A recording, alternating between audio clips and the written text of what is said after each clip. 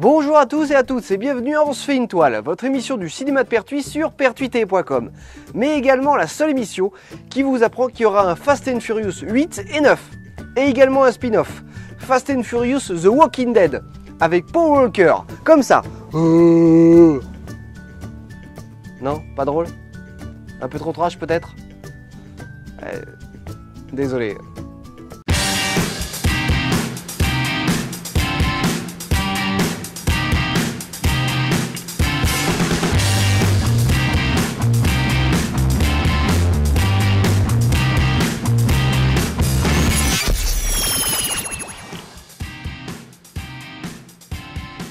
Alors, cette semaine dans votre cinéma de Pertuis, si vous avez toujours rêvé de manger votre père.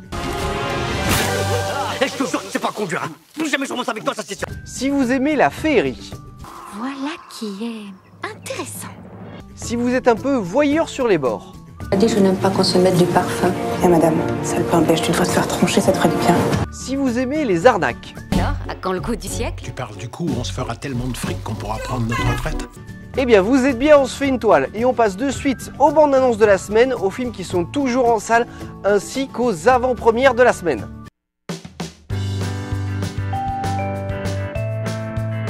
Cette semaine, dans votre cinéma de Pertuis, retrouvez le journal d'une femme de chambre. Diversion. Pourquoi j'ai pas mangé mon père?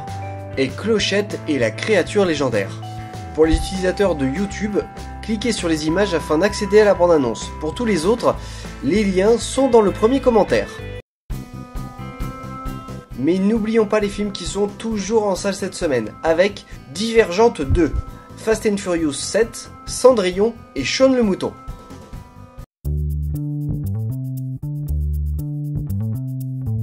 Et cette semaine, deux avant-premières. Dimanche 12 avril à 10h45, En route. Et mardi 14 avril à 21h, le nouveau Robin des Bois. Alors, nous voici dans la seconde partie de l'émission pour la critique. Et la semaine dernière, je suis allé voir Fast and Furious numéro 7. Et comme je pense que l'ensemble du film a été écrit là-dessus, je vais vous faire une critique post-it. Et on va de suite commencer avec le casting. Exit Justin Lin, qui a réalisé quand même les 3 derniers épisodes, et bienvenue à James Wan. Et on y retrouve Vin Diesel, Paul Walker, Jason Statham, Michelle Rodriguez, Tyrese Gibson, Ludacris, moi je crois que ça se dit comme ça, c'est le nom d'un rappeur quoi, Dwayne Johnson, Jordana Brewster et Kurt Russell. Bon alors maintenant on va passer au scénario. Et vous allez comprendre pourquoi j'utilise ceci. Donc après avoir été gracié dans le précédent film, toute l'équipe de Dominic Toretto est attaquée par Dekir Shaw, qui décide de venger son petit frère, que l'équipe avait arrêté dans l'épisode précédent. Bah oui, je suis désolé, c'est aussi court que ça. Bon, après je pourrais vous en dire un tout petit peu plus, mais je pourrais vous spoiler. Donc comme vous voulez. Bon, pas d'inquiétude, ce que je vais vous révéler va pas du tout vous gâcher le film. Hein. Non, en fait, donc le méchant, je vous le disais, donc le frère de Shaw, poursuit l'équipe de Dominic Toretto afin de les tuer pour se venger. Il commence d'ailleurs par Anne, qui l'a tué dans l'épisode 6, à la fin de l'épisode 6, qui est la suite de l'épisode 3. Ouais, enfin, pour revoir la chronologie, regardez ça tout seul sur internet. Hein. Donc, les gentils n'ont pas d'autre solution que de faire équipe avec la CIA, parce que le méchant les traque partout dans le monde. Où qu'ils soient, le méchant les retrouve. Donc, ils font équipe avec la CIA pour délivrer un hacker, plutôt une hackeuse, qui a créé un logiciel pour pouvoir retrouver n'importe qui sur la planète à partir de tous les objets connectés, que ce soit téléphone, tablette, vidéosurveillance, etc. etc. Oui, c'est carrément pompé sur Person of Interest. Oui. Et ainsi, ils veulent devenir les chasseurs et non plus les proies. Ce coup-ci, il ne s'agira pas seulement d'être rapide. Bon, je vais vous le dire comme je le pense. J'ai trouvé ce film sympa, voilà, pas pour son côté scénaristiquement réduit, hein. Non, parce que c'est un bon film, voilà. Si un jour vous avez envie de pas trop vous prendre la tête et de poser votre cerveau, vous allez voir Fast and Furious. D'ailleurs, c'est un petit peu le cas pour toute la saga, je crois. Ouais, parce que c'est vrai que si on réfléchit 2 petites secondes au scénario, c'est bourré d'incohérences. Ah si, je vous assure. Mais bon, voilà, on n'est pas ici pour réfléchir, on est là juste pour s'amuser et prendre du plaisir à regarder des courses-poursuites, des cascades toutes plus extraordinaires et fantaisistes les unes que les autres. Voilà, ça fait partie du charme du film. C'est un film d'action pur et dur et où on demande qu'à se divertir, pas réfléchir. Alors maintenant, passons aux acteurs.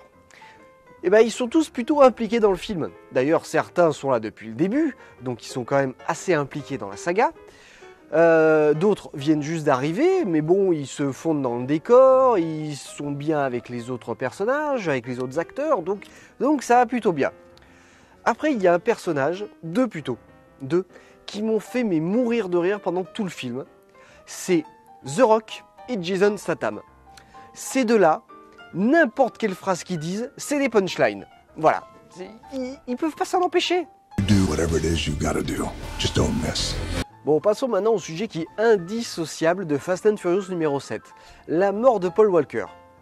En décembre 2013, lorsqu'on a appris sa mort, le tournage battait son plein. Du coup, toute l'équipe du film s'est arrêtée et s'est demandé si le film allait sortir, oui ou non.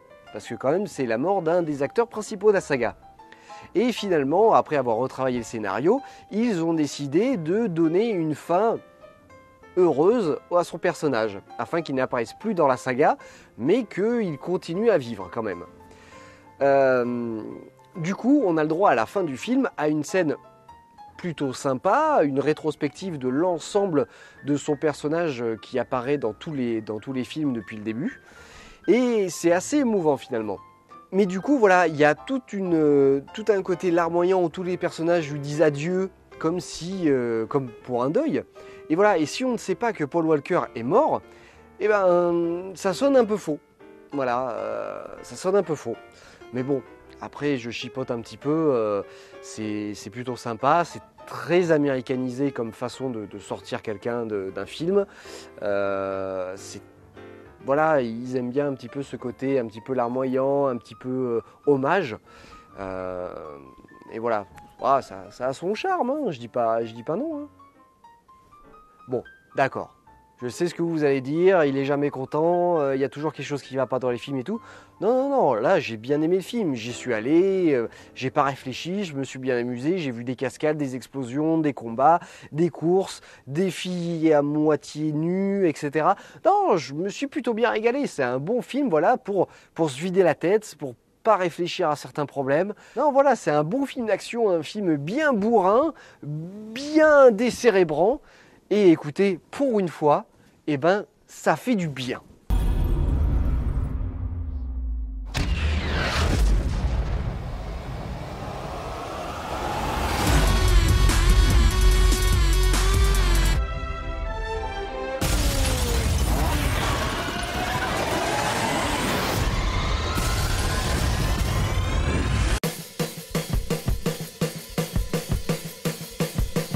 Alors, nous voici à la fin de l'émission et j'espère que l'ensemble de la programmation vous plaît. Nous, on se retrouve la semaine prochaine pour une nouvelle émission. Et d'ici là, n'oubliez pas qu'il y a 2 avant-premières. Là et là. Voilà. Bon, écoutez, moi je vous dis à la semaine prochaine. Et puis, je vous souhaite de voir de bons films. Ah, et n'oubliez pas également de partager la vidéo sur Facebook, Twitter, YouTube, etc. Enfin, sur tous les moyens que vous avez. Bon, écoutez, à la prochaine. Salut.